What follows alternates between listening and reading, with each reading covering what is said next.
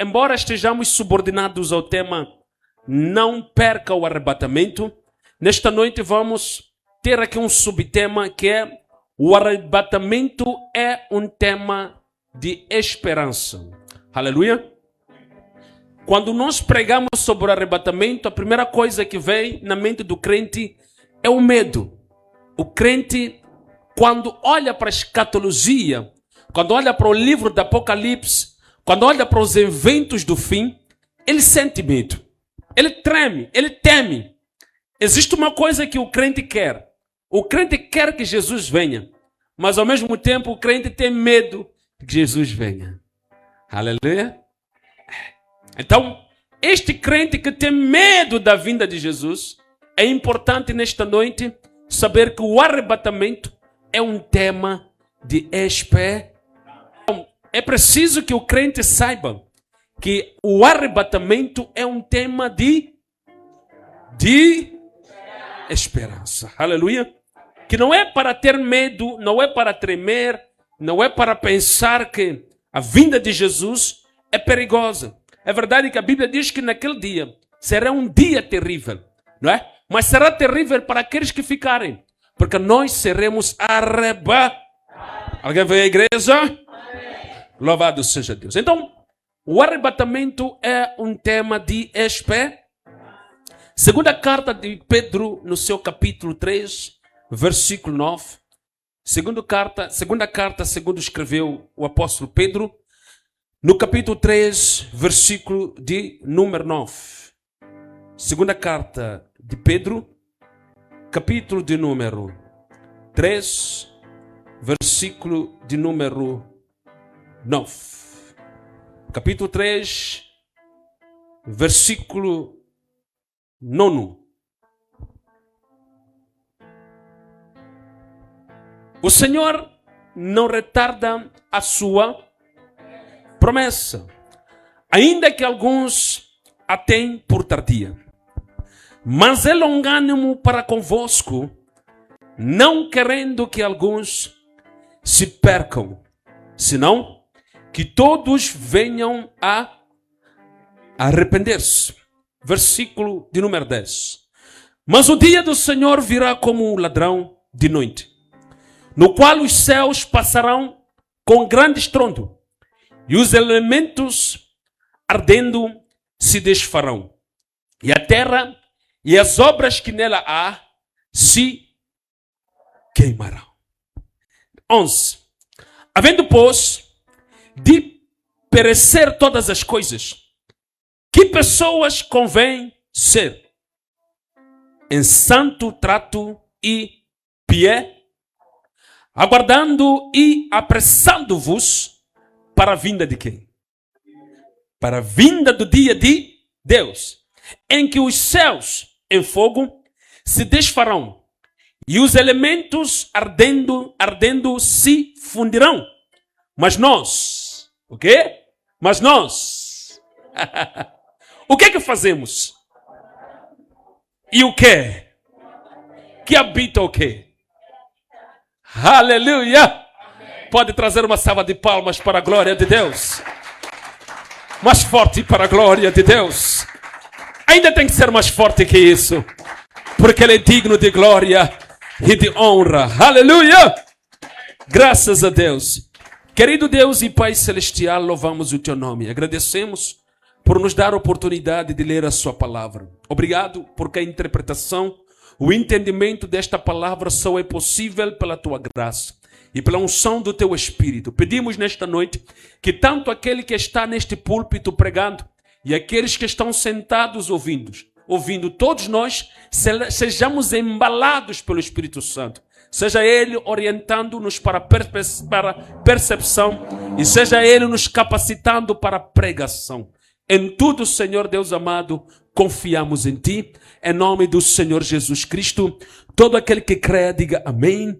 E traga só mais um pouquinho, uma salva de palmas, para a glória de Deus. Louvado seja Deus. Aleluia. Louvado seja Deus. Pedro escreve esta carta. Segundo os historiadores, Pedro já estava em Roma e estava preso porque Nero tinha determinado que Pedro devia morrer. Pedro, quando chega em Roma, é depois de Paulo já ter sido decapitado pelo mesmo Nero. E então Nero também decide prender Pedro. A Bíblia diz que uma vez que Pedro esteve preso, ele escreve às igrejas que estavam em Roma. E essas igrejas que estavam em Roma precisavam de manter-se no conhecimento do evangelho que Paulo tinha pregado. É por isso que neste capítulo, se fores mais para trás, no capítulo do número 12, ele chama, neste livro, neste segundo livro, no capítulo do número 12, ele chama a atenção à igreja na necessidade de permanecer nos ensinos de Paulo e nos ensinos deixados pelos antigos profetas. Falamos de Isaías, Jeremias e tantos outros que pregaram a palavra de Deus para a salvação dos homens. Alguém está aqui? Então Pedro escreve para essas igrejas a pedir que permaneçam na palavra de Deus e não se corrompam. Aliás, o objetivo principal ao escrever é exatamente para que esta igreja não corrompida possa se beneficiar disto que ele vai escrever no capítulo de número 3. No capítulo de número 3, Pedro, ele vai levar a igreja ao conhecimento da vinda de Jesus. Ele lembra a igreja que o que lhes foi dito acerca da vinda de Jesus, realmente isto vai acontecer. Até porque as pessoas naquele tempo tinham começado a perder a esperança. Alguns estavam a desistir de ser crentes. Alguns estavam a dizer, este Jesus que nossos pais, nossos avós, nossos irmãos, nossos vizinhos, tanto falaram que voltaria, ele não está a voltar. Então por que nós não voltamos para a nossa vida mundana? Por que nós não regressamos para as nossas práticas antigas? Porque parece que nós éramos mais felizes quando vivíamos como mundanos, e agora que nós somos crentes, há regra para tudo. Tudo que nós temos que fazer tem que ser dentro dos princípios de Deus. Então, alguns voltavam e alguns permaneciam.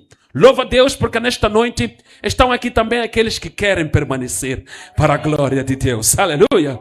Traga uma salva de palmas para a glória de Deus. Oh, aleluia! Louvado seja Deus. Queridos, observem aqui uma coisa importante, conforme eu disse. Quando Pedro chega em Roma, ele é preso por Nero e colocado na prisão.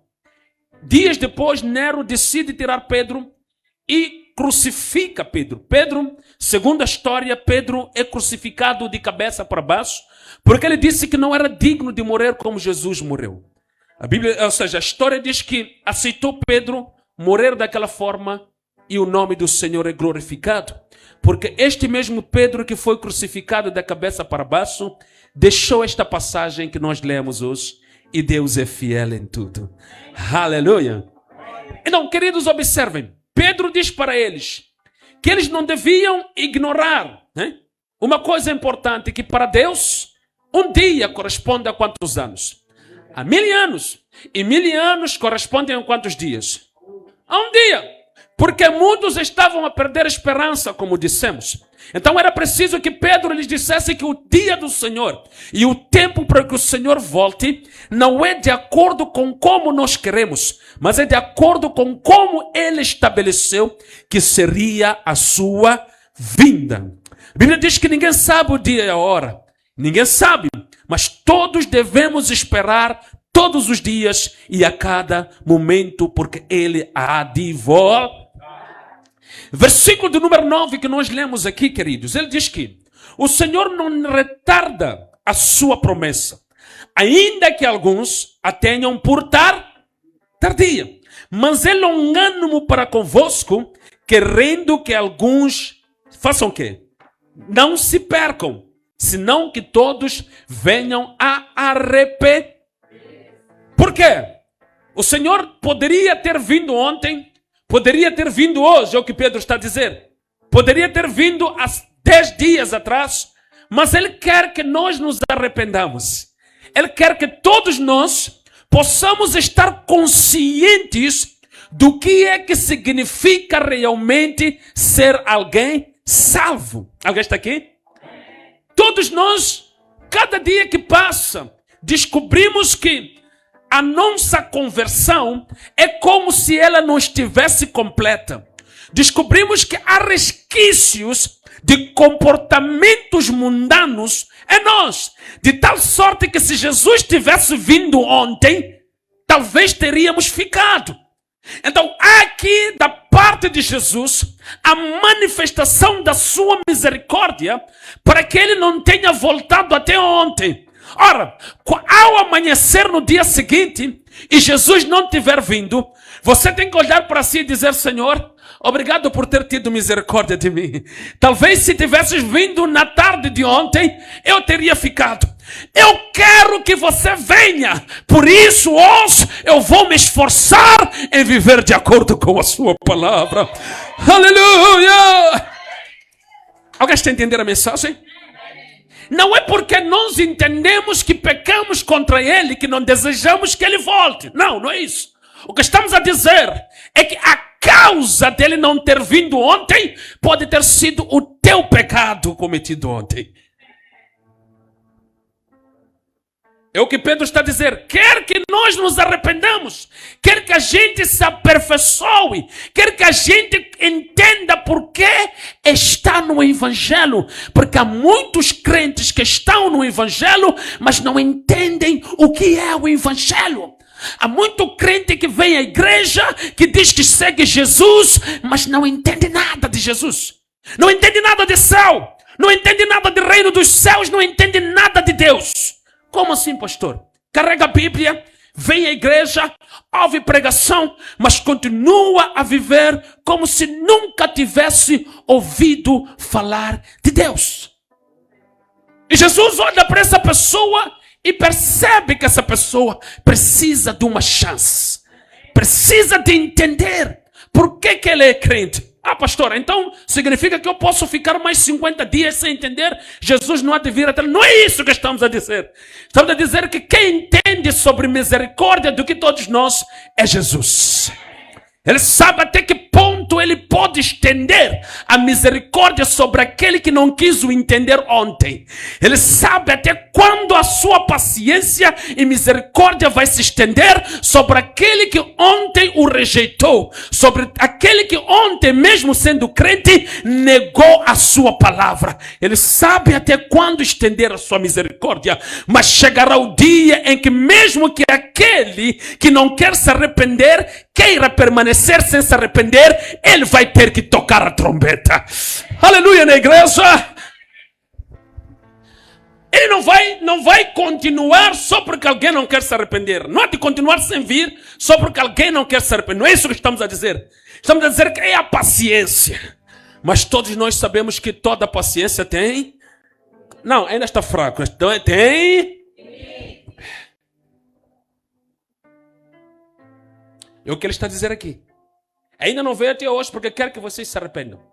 E se vocês não se arrependerem? E se nós não nos arrependermos? Deixará de vir? Não. Mas até agora é porque quer que nos arrependamos. Aleluia. Por isso, meus irmãos, precisamos de entender que a última oportunidade para nos arrependermos pode ser hoje. Porque ele disse que quer que nos arrependamos para que venha. E se nós não nos arrependermos, mesmo assim há de vir. É o que estamos a dizer. E a chance do nosso arrependimento se manifestar pode ser hoje a última. Por quê? Ninguém sabe o quê. Aleluia na igreja. Queridos, observem aqui. Diz que no versículo do número 10, diz que o dia do Senhor virá como o quê? De noite, no qual o quê? Os céus vão fazer o quê? Passarão. Com grande estrondo, né? De forma estrondosa. E os elementos ardentes se desfazem. E a terra e as obras que nela há se queimam. É aqui onde está a necessidade do crente entender em que consiste a sua salvação. Nós não somos salvos por causa desta terra. Nós não somos salvos por causa deste mundo. Não somos salvos por causa das coisas que este mundo oferece. Há quem é crente porque quer ser rico. Há quem é crente porque quer ser bilionário. Não. Todo mundo pode ser bilionário mesmo sem ser crente. Nós somos crentes porque entendemos que esta terra um dia se desfará. Aleluia na igreja. Porque entendemos que esta terra um dia perece. É isso que nos faz crentes. Porque sabemos que não devemos viver pela esperança desta terra. Ainda que nós produzamos, comamos, vistamos, nos alegremos nesta terra, a Bíblia diz que somos peregrinos nesta terra. Nós não viemos ficar aqui. Temos uma esperança maior que esta terra. Esta terra, graças a Deus, foi feita por Deus. Mas no dia em que Jesus nos salvou, ela se tornou pequena para nós. Há algo maior que nos reserva Deus. Um novo céu e uma nova terra. Aleluia.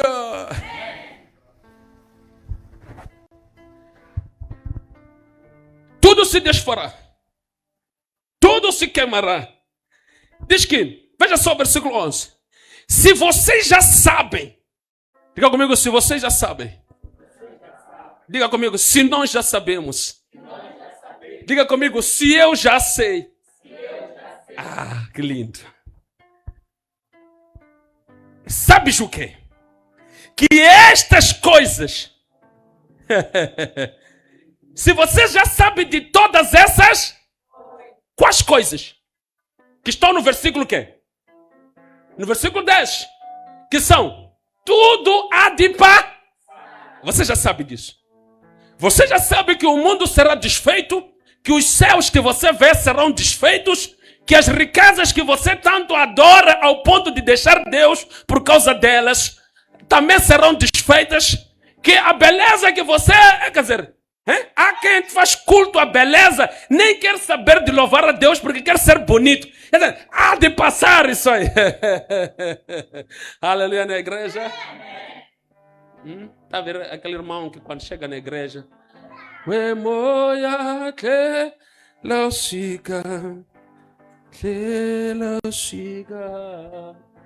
aleluia. Ele olha.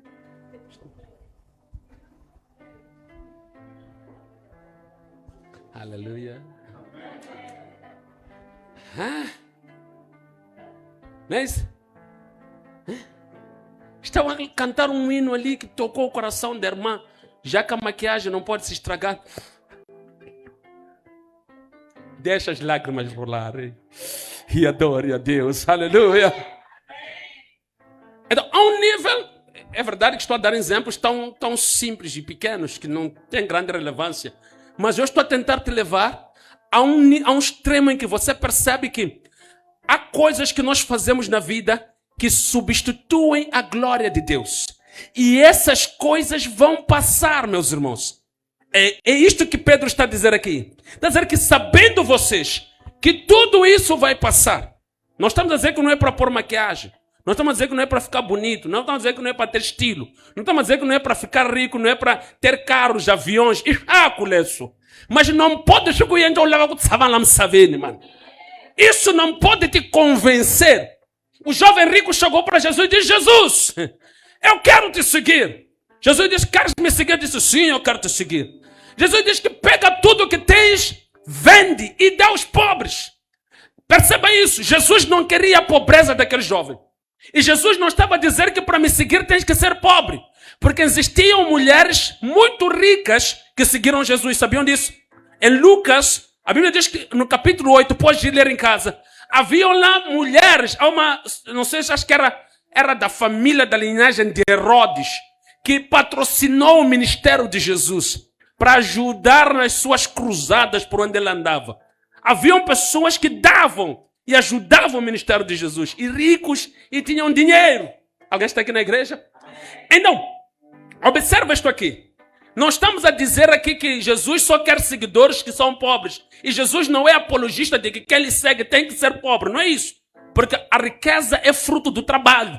cada um conforme trabalhar, cada um conforme ir atrás, vai conseguir ter a sua riqueza. E isso não é matéria para a igreja, é matéria para cada um na sua casa pensar do que precisa ir atrás para poder ter. Amém ou não amém na igreja? Aleluia. Aleluia ou não aleluia? Mas há uma coisa que nós precisamos entender. Essas coisas, quando elas nos sobem a cabeça, podem nos tirar a nossa salvação. Porque elas acabam ocupando o lugar que era especialmente para quem? Para Deus. Para Deus. Há um tempo em que o crente se desloca de Deus por causa dessas coisas. Há um tempo em que o crente quer duelar o lugar de Deus com essas coisas. Deus sempre tem que ter um lugar especial para ele na nossa vida. Deus não tem que ocupar com ninguém um espaço que é dele na nossa vida. Ele tem que ser o primeiro e o... Tem que ser o alfa e... Aleluia. Alguém está na igreja? Observe aqui, querido. Veja só. Diz que se vocês já sabem que todas essas coisas vão acabar. Vão acabar. Veja só. Que tipo de pessoas vocês devem o quê? Devem ser. Se você sabe que tudo isso vai passar, que tipo de pessoa você deve ser? Deve ser aquela pessoa que vive por essas coisas? Deve ser aquela pessoa que ignora a palavra de Deus por causa dessas coisas? Ou deve ser aquela pessoa que coloca Deus em primeiro? É por isso que ele diz que o vosso proceder seja em santidade. Se você já sabe que o mundo vai acabar e o mundo é que te empurra para o pecado, ignora o mundo porque há algo maior para ti. Alguém está na igreja? Aleluia! Se você percebe que o mundo está a te empurrar para o pecado, é melhor você se desfazer, as amizades e tudo que te empurra, é melhor você se desfazer porque estão a dizer, se você já sabe que tudo isso vai passar, por que perder o seu tempo com tudo isso?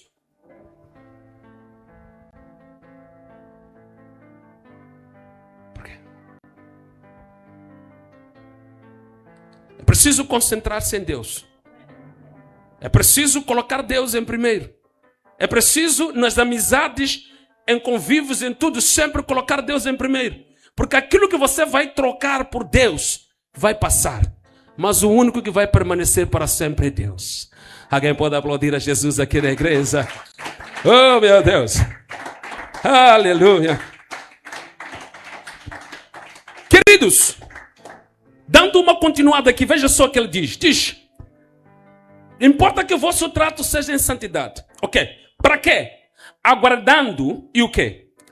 Apressando-vos. Para quê? Para a vinda do dia de...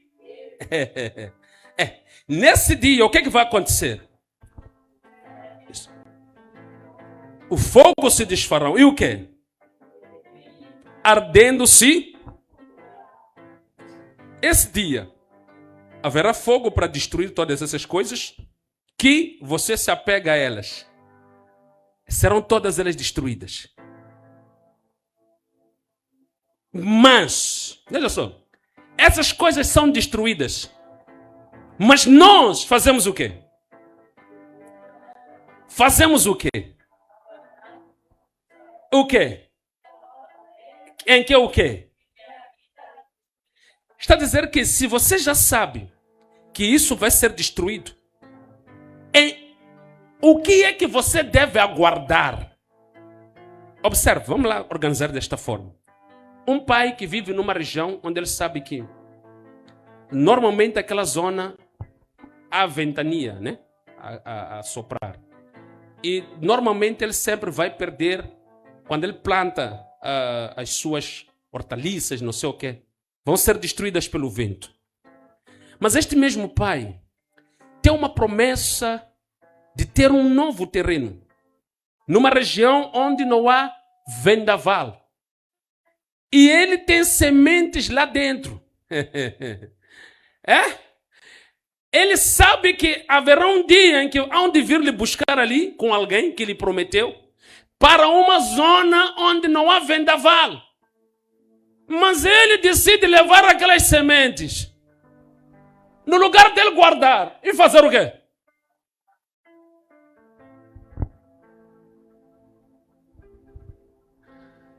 Esse pai aí é um pai. Aleluia. Esse pai está bem mesmo? Acha que esse pai está certo? Há um problema com esse pai, não é isso, meus irmãos? Porque ele devia, ainda que pareça demorar a pessoa que vem lhe buscar para o terreno em que não há vendaval, ele tem que manter o quê? Tem que manter o quê? Só que ele tem um problema. Ele diz que se eu não plantar essas sementes aqui, é de morrer a fome. Mas na mesma, se ele plantar, o que vai acontecer? Porque o vento vai fazer o quê? Ah, meu Deus. Toda a nossa esperança que colocamos nesta terra também será destruída com esta terra. É melhor nós guardarmos a nossa esperança para o lugar que Deus nos prometeu. Aleluia. Trabalha, estuda, faça aquilo que é necessário para viver. Mas não coloque a tua fé, tua esperança, tua alegria, a plenitude de tudo que tu és nesta terra. Porque tudo passará. Aleluia! É uma mensagem de esperança. Por quê, pastor? Porque ela nos diz que um dia nós estaremos na presença do Rei. Aleluia! Graças a Deus. Então, nós dissemos pela graça de Deus. Ponto número 1. O quê? Que o arrebatamento é o quê? É um tema de esperança. Por quê? Por que é um tema de esperança? Trouxemos aqui Pedro. Mas há um ponto que nós temos que colocar aqui. A maior esperança de todas elas não é só o facto de que nós seremos arrebatados. Não. Se fôssemos para ser arrebatados só em vão, sinceramente até eu não quereria ir. Se o arrebatamento consistisse em eu ser levado daqui da terra só para desaparecer, eu ia negar. Eu ia dizer, eu não quero ser arrebatado. Mas por que eu quero ser arrebatado? Porque eu quero encontrar com o Senhor nos ares. Aleluia! Essa é a razão pela qual eu quero o arrebatamento. Eu quero olhar para aquele que morreu pelos meus pecados e poder o agradecer face a face. Alguém quer isso na sua vida também? Aplauda o Senhor nesta noite, para a glória de Deus. É por isso que o arrebatamento é um tema de esperança. Porque nós veremos o Rei. Aleluia. Aleluia. Não só entraremos numa nova terra. Não só estaremos com Ele para ser. Não só estaremos num novo céu. Não só estaremos nos ares. Isso tudo é bom. Mas é porque nós estaremos com Ele. Paulo diz que estaremos com Ele. Aleluia. Veja só o que é que vai dizer aí. João, escreve aí, por favor. O arrebatamento confirma que Jesus voltará. Este é o ponto número 1 que mostra a nossa esperança. Por que é que nós creremos o arrebatamento? Por causa da vinda de quem? Da vinda de quem? De Jesus. Escreva aí. O arrebatamento confirma que Jesus voltará. O que nos alegra no arrebatamento nos faz nós dizermos que este é um tema de esperança. É porque nós encontraremos Jesus que voltará. Aleluia. Está alguém aqui? Veja só. João 14, versículo do número 2 a 3. Muito rapidamente. João 14, versículo do número 2 a 3. Diz o que aí? Pensei que já tivessem chegado. Essa igreja eu conheço como uma igreja veloz na Bíblia. Hoje estão a fazer passar vergonha diante das câmeras. Aleluia. João 14, versículo do número 2. Diz o quê? Na casa de quem? Há o quê? Há muitas Se não fosse assim, eu faria o quê? O que eu teria dito? Vou preparar-vos lugar. E se eu for e vos preparar lugar, o que farei? Virei outra. Até aí está bom ou não está bom? Quer ver Jesus aumentar volume? Veja ele aumentar aqui. Veja, diz o quê? Farei o quê? Se for assim, eu vos diria o quê? Que vou preparar-vos lugar e virei outra. O volume está bom ou não está? Mas ele depois aumenta o volume acima do máximo e diz: e vos levarei para mim. Mas esse volume está bom, só que ele aumenta ainda mais. Ele diz que o quê? Para o quê? Para que onde? O que aconteça? Aleluia! É isso. O que alegra no arrebatamento é verdade que novo céu, nova terra é bom e temos que ter esse anseio. Mas I'm talking about myself. Falo acerca de mim. Eu quero estar com Ele. Aleluia! Para que onde eu estiver estejam vocês também. Aleluia! É por isso que é uma mensagem de espera. Não. Estamos com medo. Igreja, vamos tremer. Não. Eu não tremo. Estou feliz porque verei o rei. Aleluia. Estou alegre porque verei. Treme aquele que sabe que não está preparado. Você está preparado? Então não trema, se alegre. Porque breve nós veremos o rei. Aleluia. Observe aqui. Diz que onde eu estiver, vocês também estejam. Não é isso, meus irmãos?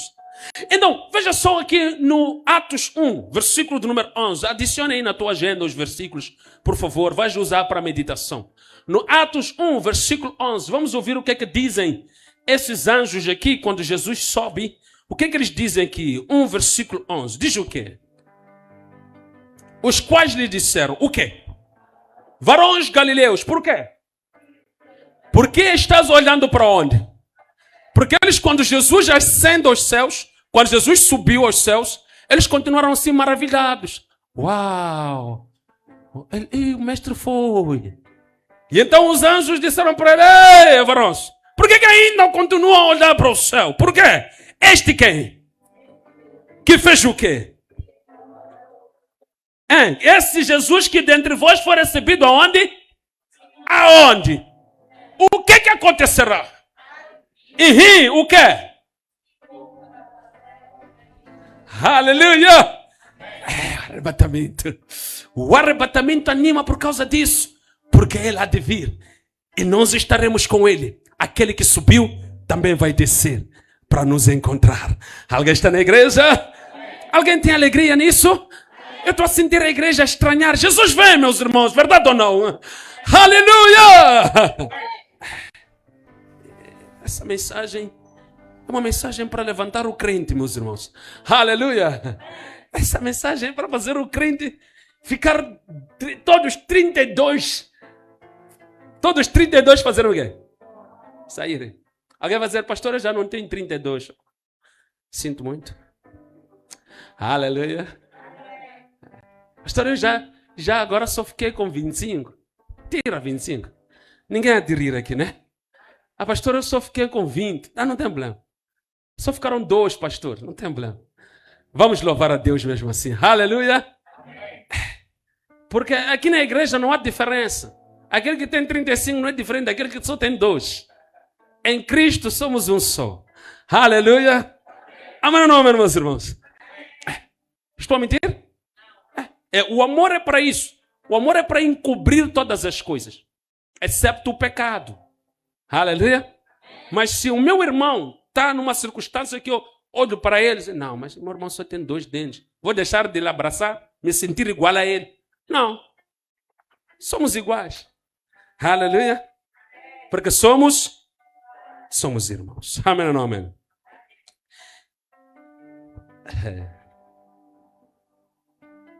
Amém ou não, amém? Esta é a razão pela qual esta mensagem é de pé. Olha só o que é que diz Tessalonicenses na sua primeira carta. Acho que lemos ontem essa passagem. Na sua primeira carta, no capítulo 4, versículos 16 e 17. Percebam aqui, dissemos que o arrebatamento é uma mensagem de esperança. Por quê? Porque confirma que Jesus há de... Jesus voltará. É por isso que nós temos esperança. Temos alegria. Alguém já teve esperança de uma coisa negativa? Alguém chegar a dizer: ei, irmão, tens esperança? Sim, eu tenho esperança das coisas não dar certo na minha vida. Alguém já diz isso? Toda esperança na nossa vida aponta para algo positivo. É por isso que até a cor da esperança nós dissemos é o quê? Verde, porque o verde nos lembra florescimento. nos lembra alegria, nos lembra rejuvenescimento, nos lembra tudo aquilo que tem vigor, tudo aquilo que tem força, tudo aquilo que é bom, não é isso, meus irmãos? Amém ou não, amém, igreja? Tudo aquilo que é bom, nós pintamos a verde, não é isso, meus irmãos? Porque é bom, até o semáforo, quando nos permite passar, coloca verde, porque é bom. Amém ou não, amém? Para nós podermos andar, não é isso, meus irmãos? Então, queridos, podemos continuar aqui? Diz o que aí no seu capítulo de número 4, versículo 16 e 17. Diz o que? E o mesmo Senhor fará o quê? É isso que nos faz nós termos esperança no arrebatamento. O que acontecerá? E o quê? E o que acontecerá? E o que acontecerá em seguida?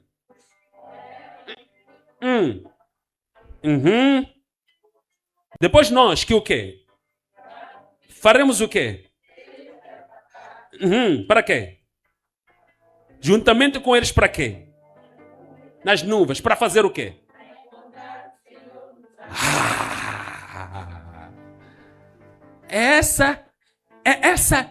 Quando eu penso no arrebatamento e sinto alegria, apesar do arrebatamento ser bom, mas a minha alegria só desperta quando eu sei que ela termina eu encontrar o Senhor. O objetivo dela não é só me tirar da terra, mas é me fazer encontrar com... Aleluia. É lindo, não é lindo isso? Então, queridos, vamos para o ponto número 12 aqui. Diz o seguinte. O ponto número 12. A esperança, ou seja, o que torna o arrebatamento um tema de esperança, é porque Deus mostra a sua fidelidade. A fidelidade de Deus mostra-se pelo fato dele dizer para nós que ele há de vir nos buscar.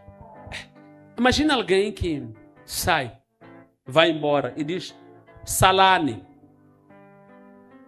Quer dizer, essa pessoa nos dá esperança mesmo. Quando alguém diz, mini na famba, entanini. Salani. Você espera ver de novo essa pessoa? Mas quando a pessoa diz, olha, eu vou, mas é de voltar. O que a pessoa fez aí? Deu-te o quê? Então, a fidelidade de Deus é que me dá esperança no arrebatamento. Se Deus fosse mentiroso, eu não teria esperança no arrebatamento. Amém ou não amém? Mas porque Deus é a verdade, fala a verdade, é verdadeiro, então eu tenho o quê? Tenho o quê? No arrebatamento. Amém ou não amém, meus irmãos? Alguém está na igreja? Então, a fidelidade de Deus é que me faz eu fazer o quê? Ter a esperança no arrebatamento. Veja só o que diz Números aí. Números. Números, capítulo de número... Números, capítulo 23, versículo 19. Números, capítulo 23. Alguém vai dizer, pastor, arrebatamento no Velho Testamento. Vamos para lá. É Bíblia. Aleluia. Ok. Números, capítulo quê? 23, versículo 19. Diz o que aí, meus queridos? Deus não é o quê? Não é homem para que minta, nem o quê? Para quê? Porventura, o que aconteceria? O quê? Diria ele o quê? Diria algo e não? Ou o quê? E o quê? E não? Mana Maria, é isto aqui que nos faz olharmos para o arrebatamento como algo de espé, porque aquele que disse que vai nos arrebatar não faz o quê? Não?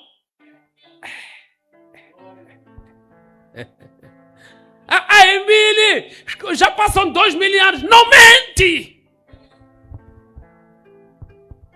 É isso que me faz acordar toda manhã e dizer, Senhor, santifica-me neste dia. Senhor, que eu ande segundo a tua justiça. Senhor, que eu guarde este dia, eu seja alguém reto e íntegro, e ao anoitecer eu venha dobrar o meu joelho para dizer obrigado, porque andei conforme a tua palavra. Por quê? Porque tu dissestes que voltarás e não mentes. Se alguém tem Deus por mentiroso, vive como quer, porque pensa que Deus mentiu e Jesus não há de voltar. Mas ele diz que Deus não é o homem para que minta. E se nós achamos que ele é mentiroso, então cada um ao sair daqui pode viver como quiser.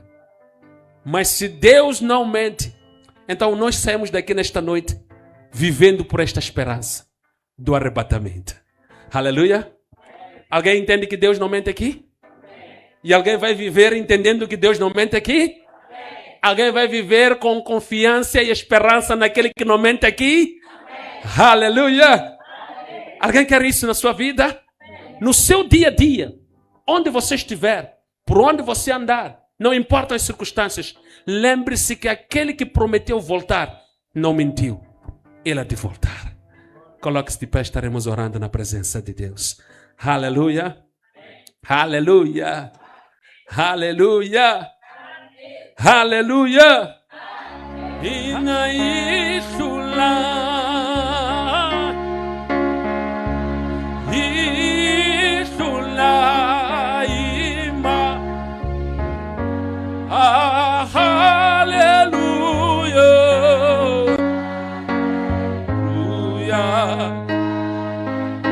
Jesus,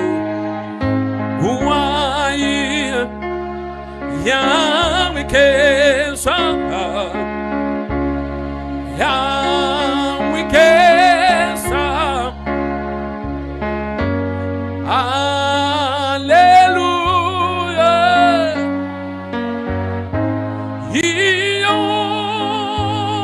Iosi, Itafuka.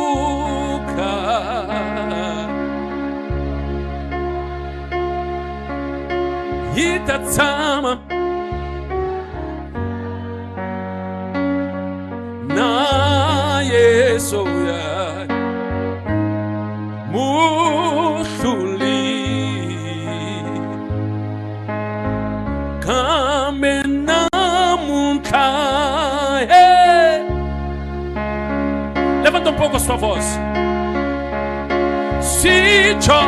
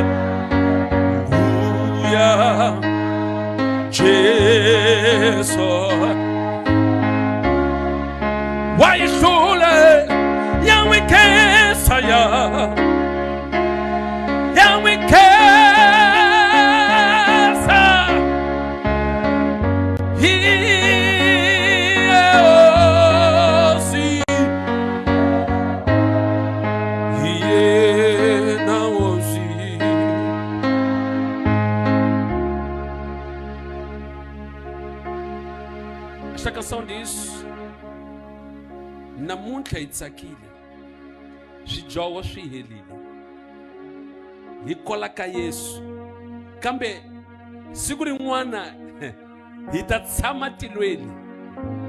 Jesus, siku rin'wana hi ta hlangana na Yesu. Alguém deseja isso na sua vida?